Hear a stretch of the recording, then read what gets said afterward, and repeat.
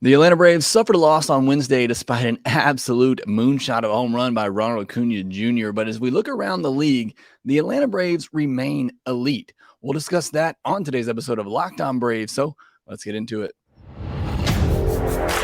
You are Locked On Braves, your daily Atlanta Braves podcast.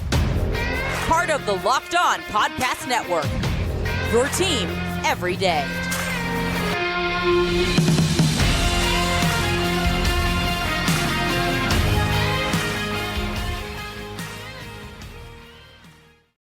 Hey, and welcome back to Locked On Braves, part of Locked On Sports Atlanta, where we cover your favorite Atlanta sports teams each and every day.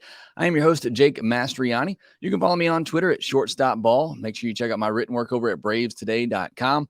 Make sure you follow the podcast on Twitter at LockedOn_Braves. Send in any questions, comments, or feedback that you have for the podcast. I'll be doing a mailbag episode on Friday that I'll actually record live Thursday night. So be on the lookout for that tweet where you can submit your questions or join me live.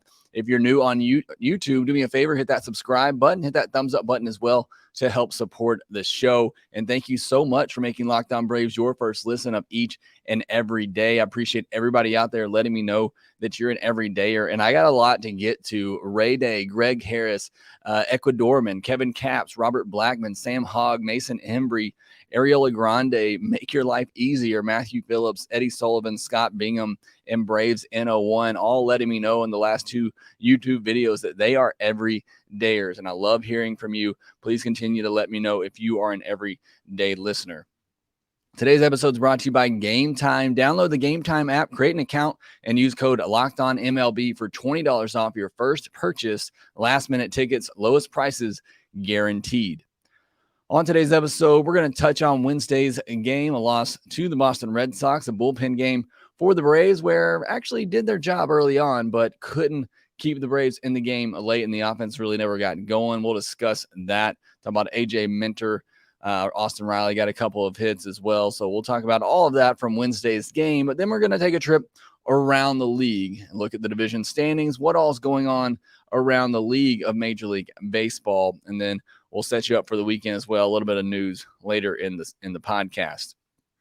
Well, let's start with Wednesday's game, a 5-2 loss to the Boston Red Sox. We knew going in, it's a bullpen game.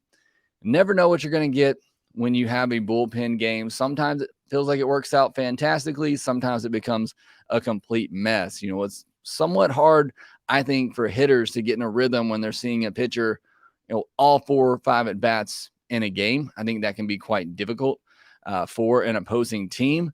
At the same time, and I know a lot of Braves listeners don't like John Smoltz, but something you hear him say quite often when you talk about using openers, using a bullpen game, is that it's hard to have everybody coming out of that bullpen being on that night. And just, by the numbers, the more people you bring out of there, the more likely it is that one of them doesn't have it that night.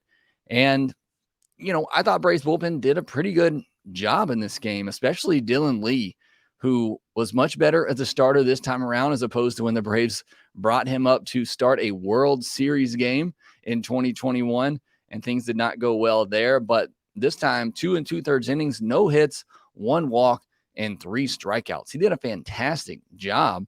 I thought, they wouldn't get more than 2 innings out of any of these guys, and Dylan Lee gave them 2 2/3 innings. Now, you can make an argument, especially with what happened later in this game, that maybe you should have saved Dylan Lee for some of those lefties and crucial points later in the game. We'll get to that more here in a minute. But going back to Dylan Lee's performance, 6 whiffs on 14 swings and 9 called strikes.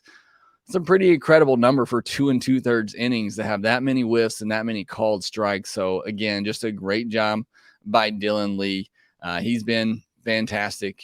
For most of the season, he's had his hiccups here and there, but he remains a big part of this Braves bullpen. As I mentioned, I thought the guys got it done early, whether it was McHugh, Danny Young, who's looked really good at times for the Braves. Didn't use Tonkin in this one. I thought Tonkin would be a guy that might get them a couple of innings. But Jesse Chavez, all those guys early on, you get through 6 innings and only 2 runs allowed. I would have thought this is a game the Braves won, pretty easily. You get to the 7th inning and you have your Nick Anderson, You have Raisel Iglesias and AJ Minter set up to pitch those final 3 innings. I would have thought this would have been a win for the Braves. If you just told me that with the bullpen game, they only give up 2 runs through the first 6 innings, I'd have thought the Braves offense would have gotten to the Red Sox starter and they probably would have won this game pretty easily, but not the case. And it was the main guys late who, allowed the Red Sox to take the lead and then allowed them to add on. And I think the big focus here is AJ Minter. And I'll say it again and I'll continue to say it. The stuff still looks good. There's not really any change in the stuff for AJ Minter. You can say the fastball velocity is down 1 mile per hour, and that's pretty significant. But other than that, I mean, the spin rate on the fastball is still really good and one of the best in baseball. The cutter still has a ton of movement. The issue on Wednesday night was the missing location and the walking the first 2 batters he saw and then striking out the third one. So it wasn't so much a question of stuff and getting hit hard as we've seen in some of his outings, especially before Iglesias came back. It was more so the missing location. And I think that could perhaps be due to the fact that Brian Snitker decided to pitch him the night before. And, I mentioned it when it happened the night before. I said, okay, you want to get AJ Minter some work. That's fine. But it ended up becoming, somewhat of a stressful inning for AJ Minter, who really had to work to get through it through 25 pitches. And when that happened, I said, okay, you can't use him tomorrow now because you had him throw 20 plus pitches and he had to really work and battle to get through that outing. You can't use him on Wednesday. Excuse me. But he did. And he threw him back out there and AJ Minter wasn't very sharp. So I think that's a bit of a mismove by Brian Snitker to use AJ Minter like that after what he had. Again, you want to use him in the blowout game on Tuesday just to get him some work. That's fine. But then after what happened in that game and him throwing 25 pitches to then come back and use him again on Thursday, and he just wasn't sharp. And I think a lot of that has to do with the fact of what happened on Tuesday. I had no problems with Nick Anderson starting that inning and getting lefties. He's proven that he can get it done, that he can be a setup guy, whether it's righties or lefties. I understand why you would put AJ Minter out there to get those lefties, but I'd have been perfectly fine giving that inning to Nick Anderson. AJ Minter has pitched in 19 games this year. That's the 3rd most in Major League Baseball. He's thrown 18 innings. Give the guy a break. I mean, this is just what blows my mind in all this. You want to get him work because he hasn't pitched in a couple of days. The guy's worked all year long. I think he's been overworked, and especially with the issues that he's had, give this guy a break. I mean, they're using him nonstop, and I just think Minter needs a little bit of a break. I think it's okay if he gets 3 or 4 days off, if you don't need him. I don't understand the use, or I do understand why he did it on Tuesday. I don't necessarily agree with it, but after you did that, there's no way you can bring AJ Minter back on Thursday. The guy's just been overworked. He's had to step up with all the injuries in the bullpen. He's had to be the closer, even though that's, doesn't appear to be something that he's very comfortable in. I just think the guy needs a break. And I know some people have talked about maybe he needs to go on the IL and rest a little bit. Maybe he does. I just think he's been overworked early on. And I think this was a clear, time where you just didn't need to use him there after you used him on Tuesday. I just thought that was a bad decision by Brian Snitker there. I don't fully agree with that. Still, again, I'll say it with AJ Minter, the stub is there. I think he's going to be fine. You look at his expected ERA this year, and it's 3.69. So all the analytics are telling you that the stuff is still there. Yeah, he's got to fine-tune some things. We talked about on the postcast. That cutter has to be better. That's really his money, bread and butter pitch, and it just hasn't been quite as effective this year, and teams are able to just sit on that fastball. But give the guy a break. If get one thing away from this, give AJ Minter a break. He's had to do way too much early on, and I think the guy is just gassed at this point. Also, not a lot of offense on Wednesday's game, but they did have 12 hard hit balls. They had way more hard hit balls than the Red Sox, but only 5 of those hard hit balls went for hits. And I mentioned this when previewing the game, talking about Brian Bello, 57% ground ball rate, 9 groundouts for Bello. First 4 batters of the game were all groundouts. The next 2 were strikeouts. So those were the first 6 batters of the game. But then the Braves really had some opportunities against him. In the 3rd inning, you had, a couple of batters get on. You had the first 2 guys get on in the 3rd inning, and then Arcia struck out. Acuna fly out, just missed getting that one, hit it pretty deep. Olsen ground out. Was a pretty rough game for Olsen overall. But you had leadoff base runners in the 3rd, 4th, and 5th innings. And then in the 6th inning, Acuna led off the inning with a home run. They just couldn't string some hits together. Good young pitcher in Bello. I mentioned, again, coming into that game, that sinker, he was able to work those ground balls to get some easy outs and get him out of some trouble there. But offense just couldn't string those hits together, couldn't get the walks in front of those hits, and couldn't get that multi-home run. I told you, Bello's given up 1 home run a game in every game he's pitched this year. Got to make sure it comes with runners on base. Unfortunately, it didn't. Acuna's massive home run was just a solo shot. And then we'll end talking about Austin Riley, a 2-hit game for him, 3 hard hit balls. Launch angles weren't great on those, but good to see him at least making some hard contact and getting some balls to find some holes. He deserves that after getting robbed of a couple of hits on Tuesday. So again, I think you're seeing small signs of Austin Riley starting to come out of it a little bit, and be great if he can heat up. All right, next we'll go around the league, talk about the division standings, where the Braves are, some of the league leaders as well. The Braves have some players that are atop a lot of the big stats out there when it comes to looking at MVP and Cy Young. We'll discuss all that here next. Buying tickets to your favorite events shouldn't be stressful. Gametime is fast and easy.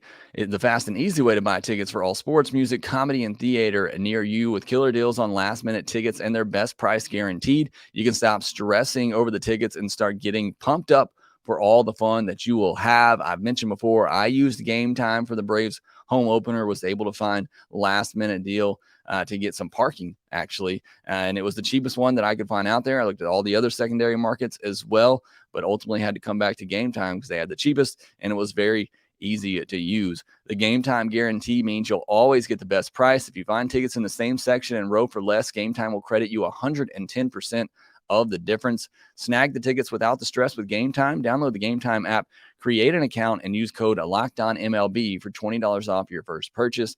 Terms apply. Again, create an account and redeem code LOCKEDONMLB for $20 off. Download Gametime today. Last-minute tickets, lowest price guaranteed. The Braves resume play on Friday night. They'll be taking on the Toronto Blue Jays up in Toronto. It'll start at 7:07 p.m. Eastern. Spencer Strider will be on the mound, so you don't want to miss that. Catch every pitch of the Braves' hometown broadcast with SiriusXM on the SXM app. Search Braves. All right, it's our TTL segment, Thursday Through the League. Thank you to Corey Carmichael for that suggestion on last Thursday's episode. We're going to take you around the league a little bit, look at the division standings. We're going to start doing this every Thursday. Typically, we mainly just focus on the Braves here, but do want to make sure I give you an update of what's going on in Major League Baseball as a whole. But we'll start with the NL East, as that does have the most impact for the Braves here. Only the Braves and Nationals have a winning record over their last 10 games, although the Phillies do currently have the longest winning streak at 3 games. The Braves remain atop the division at 25-12.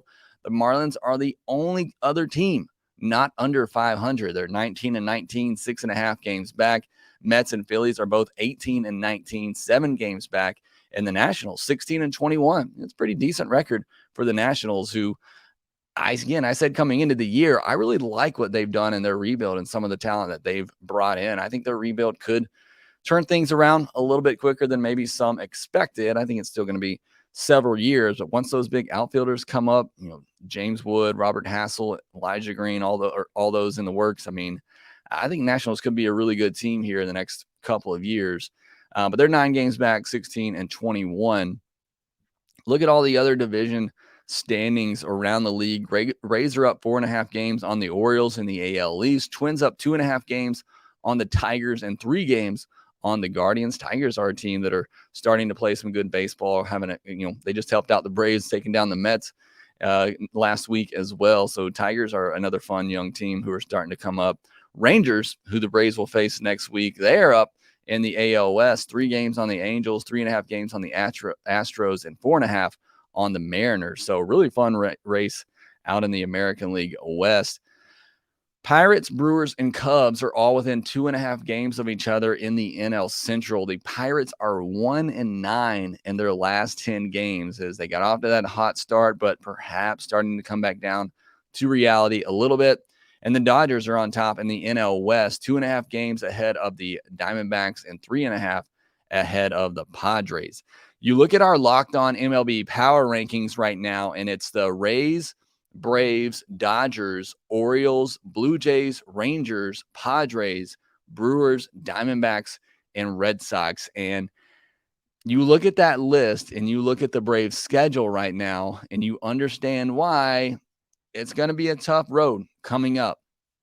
Braves have already faced the 4th-ranked team and the 10th-ranked team in the Orioles and Red Sox this month.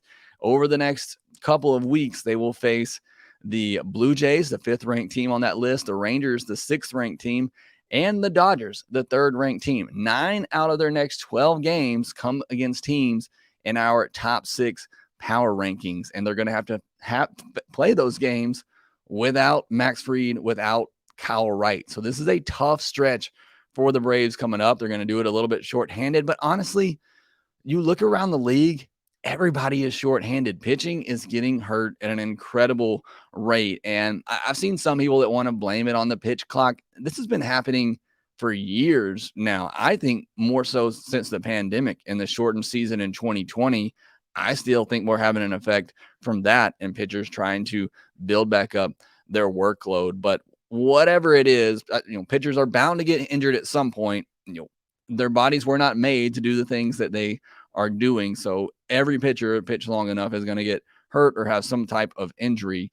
But we are seeing it, I think, at an increasing rate right now in Major League Baseball. So everybody's dealing with their own injuries at the moment. You even look at the Rays. They're missing some big pieces in their starting rotation, and they're still playing incredible baseball. So you got to fight through it, and I think the Braves have the talent to do that. Speaking of which, you look at the league leaders. Murphy, this is going into after Tuesday's games.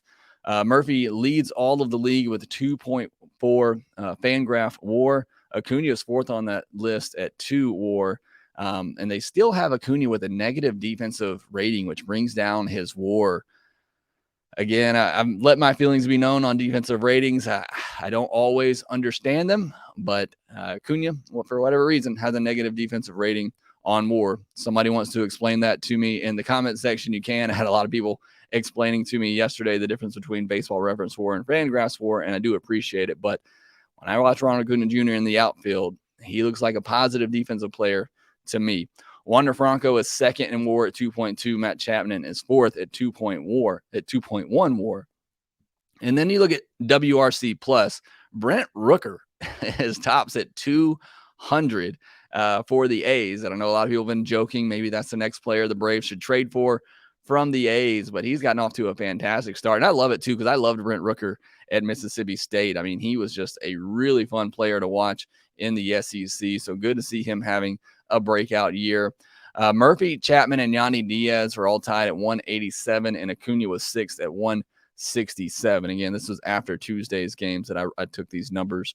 As far as OPS goes, Brent Rooker's at 1st at 1084, Murphy at 2nd at 1041, Acuna 3rd at 1014, Yandy Diaz 4th at 1007, and Matt Chapman 5th at 1004. Only 5 players in Major League Baseball have an OPS over 1,000, and the Braves have 2 of those players in Murphy and Ron Acuna Jr. So those guys in some elite territory right now.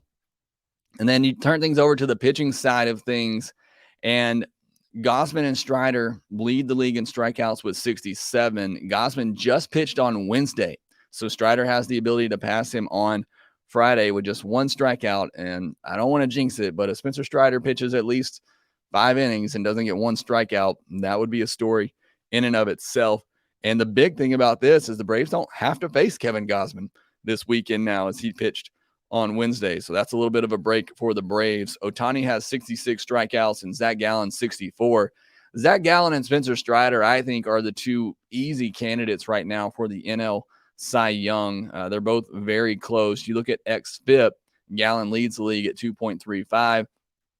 Gossman's second at 2.58, and then Strider's third at 2.60. So, again, Gallen, Strider, I think they're 1-2 in the NL Cy Young voting right now. Framber Valdez, just to finish out the top five in xFIP, is fourth at 2.63, and Logan Webb, fifth at 2.86. So those are your top hitters and top pitchers in the league right now.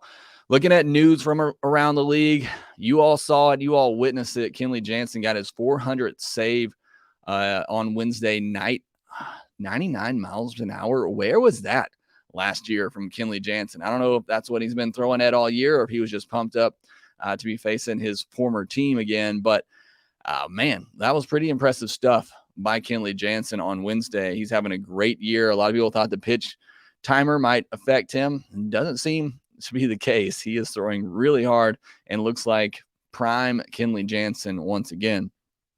All five AL East teams have at least 21 wins, and that's the division the Braves are going through right now. So pretty impressive stuff out there in the AL East. They've easily been the best division in baseball so far.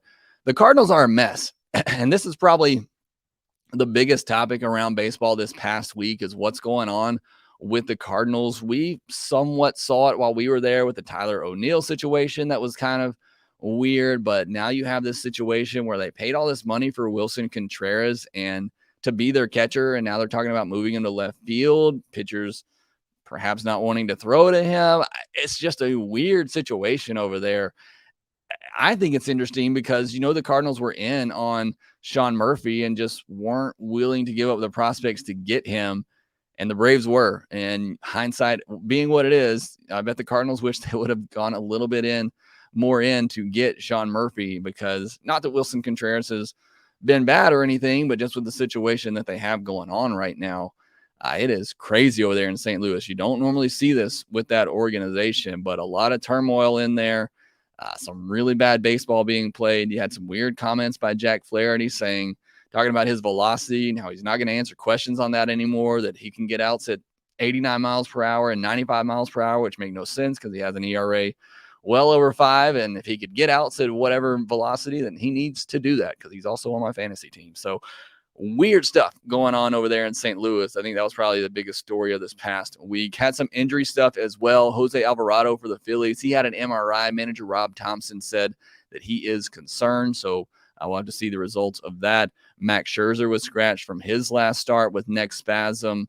I think that was most of the injury news. Mets also signed catcher Gary Sanchez to a minor league deal. Interesting there because the Mets have top catching prospect in all of baseball over there, but maybe just some insurance at the catcher position. Vida Blue passed away this past week as well, one of the legends in the game. Lorenzo Cain signed a one-day contract to retire with the Royals this past week. I always think that's really cool when players are able to do that. And then Matt Harvey retired this past week as well. So Matt Harvey era is over. So that's your news, and that's our TTL Thursday through the league on this Thursday podcast of Locked On Braves. So hope you enjoy that. Again, let me know if you do like that segment and want it to stay around. Next, we'll get to some news from the Braves, some injury news, talking about Wright and Fried, a couple of guys who will be making some rehab starts or appearances this weekend as well. We'll discuss that next. Sorare is a revolutionary fantasy baseball game and marketplace, transforming fans into owners with officially licensed digital cards featuring players from across all 30 MLB teams. Unlike other fantasy baseball platforms, Sorare managers truly own their fantasy experience, collecting, buying, selling, and competing with player cards against global opponents to win epic rewards. I've been playing Sorare pretty much all year long, and it is a lot of fun to compete in these global tournaments. You can do it at various levels. You can play for free. There's no cost to play, set up your team, and it's been a lot of fun. There's 2 cycles, usually Monday through Thursday, and then over the weekend as well. So you got multiple opportunities a week to win some of these prizes, and they do vary depending on the level of competition. You can win scarcity cards, game tickets, merchandise, VIP experiences. Again, prizes vary depending on competition, but it's a lot of fun to play. And if you are thinking about playing or you want to play, make sure that you go to sorare.com/locked on to sign up. Not only do you get to play, but it helps support the show as well. So if you've been thinking about it, you want to get on board with Sorare, make sure that you use our link to do so. Again, that's sorare.com/locked on, SORARE.com/locked on to draft your team of free player cards, set your lineup, and start competing today to win epic rewards. All right, so a little bit of news. We did talk about it. Max Fried and Kyle Wright expected to be out at least 2 months. Not much of a surprise for me. Was kind of hoping that Max Fried would be back a little bit sooner than that. Wright said he could be even longer than Fried, which makes sense. Like I said, with it being the second time him having a shoulder issue, I figured he was going to be out for at least a couple of months because you got to get that cleared up. You can't mess around when we're talking about the shoulder area. I was hoping with Fried that they would just give him, maybe 2 or 3 weeks, let that forearm heal up, and hopefully it goes away and it's nothing major there, and then start to ramp back up and maybe be back in a month and a half. But it's looking like they're going to take the more cautious approach with Fried as well, and it could be 2 months before we see him back. So hate to hear that for both of those guys. And again, as we talked about yesterday, going to need some of these young starters to step up. Going to need the veterans. You're going to need Charlie Morton. Everybody, bullpen is going to have to step up because it's going to be a big loss with those two guys out for an extended period of time. Right now, the plan is Strider on Friday, Elder on Saturday, and it looks like they're going to push Charlie Morton back to Monday. So who's going to start Sunday? I'm starting to get the feeling it might be Michael Soroka. And what better time to do so when you're going to Toronto, his home country? I think that would be the perfect opportunity for him to make his return. Now, has he earned it at this point based on his numbers at Gwinnett? No, but from a lot of the people that I've talked to, a lot of it's he's just been getting singled to death down there, perhaps with better defensive positioning and defensive players behind him. He'll have some more success. But again, everything I've heard from those who have watched, and I've only watched a handful of his first starts that he had, stuff still looks good. So we'll see what happens there. If they go with Soroka, Dodd just pitched. Dodd just pitched on Tuesday and Schuster on Wednesday. So it's not going to be one of those guys. Dodd would only come up at this point if somebody were to go on the IL. I guess he could technically be available to pitch on Sunday, but somebody would have to go on the IL, and Schuster wouldn't be available until Monday. So I do think we see either Schuster or Dodd at some point next week, but Sunday is a bit of a question mark right now. It's either going to be Soroka or maybe they go with another bullpen game. So we'll see what happens there. A-Ray Adrianza and Lucas Litke are both set to begin rehab assignments this weekend. So when Adrianza comes back, that means Braden Shoemake will get sent back down to the minors. And I'm honestly can't wait for that to happen because he needs to be playing every day. I don't want to see him up there just sitting on the bench every day. So I want Adrianza back. If for nothing else, I want to see Shoemake sent back down to the minors to get every day at bats, even if I probably do think Shoemake's a better player than Adrianza at this point. RC is going to be out there every day. He looks fantastic. But Lucas Litke will give the Braves another lefty, but we'll see what happens there. Somebody's going to have to go at some point. I'm sure they'll find somebody in that bullpen that can go on the IL, get a break. Maybe it is Minter when you have a lefty coming back. I don't know. But those two guys working their way back from injury. Have another off day on Thursday. So again, we'll do a mailbag podcast episode on Thursday night. I'll record that live for Friday's episode. Be on the lookout for a tweet that I'll send from @LockedOn_Braves on Thursday afternoon. You can submit your questions to be answered on that podcast. Again, the Braves resume play on Friday night against the Toronto Blue Jays at 7:07 p.m. Eastern. It should be another good challenge against an AL East team. Catch every pitch of the Braves' hometown broadcast with SiriusXM on the SXM app. Search Braves. As always, thanks for making Locked On Braves your first listen of each and every day. Thank you again to all my everydayers out there. Leave a comment in the YouTube section below, not just if you're an everydayer, but you got a question, something you want to talk about. I try to get to every comment on these YouTube videos. Thanks for listening. Be sure to follow us on Twitter at @LockedOn_Braves. Follow me at ShortstopBall. Make sure that you rate, review, and subscribe to the Locked On Braves podcast wherever you get your podcast. And we will talk to you next time.